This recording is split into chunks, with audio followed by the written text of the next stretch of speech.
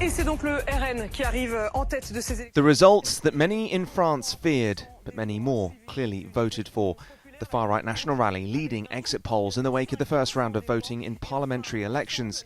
The RN, as they're known in France, seen by a raft of pollsters as gaining between 33 and 34% of French ballots.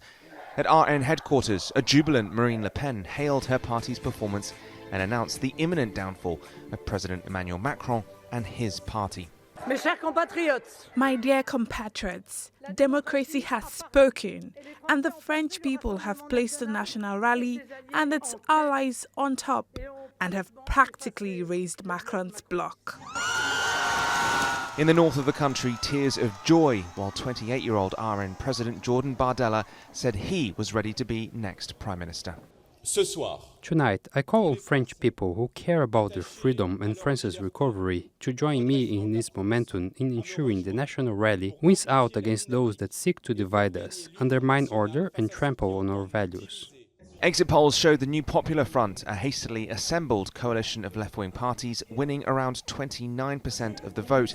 NPF leader Jean-Luc Mélenchon said they were now the only realistic alternative to the far right. Le pays doit choisir. The country has to choose. Will it exacerbate the worst of its divisions, those of social inequality of religion, of color, of social or geographical origin, or will it come together as one people, dedicated to mutual aid and the common good without preconditions? Meanwhile, Emmanuel Macron's Together alliance was a distant third behind the RN and NPF with between 20 and 23% of the vote.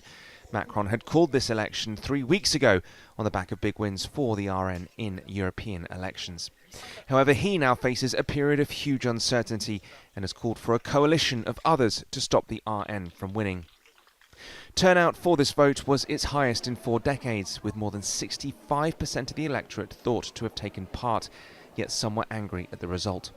In Nantes and in Paris, protests erupted on the streets. With a week to go before the second and final round of the vote, days of horse trading and strategy between all sides will now dominate. For many in this country, the stakes couldn't be higher. The National Rally and their supporters will trumpet the indicators from this first round of the election as a vindication of their policies and of their party. The only true result, though, is a rejection of Emmanuel Macron and his party. If France is to avoid a far-right government, as many here still seem to want, he will have to find a way to bring the country together at a time of unprecedented division.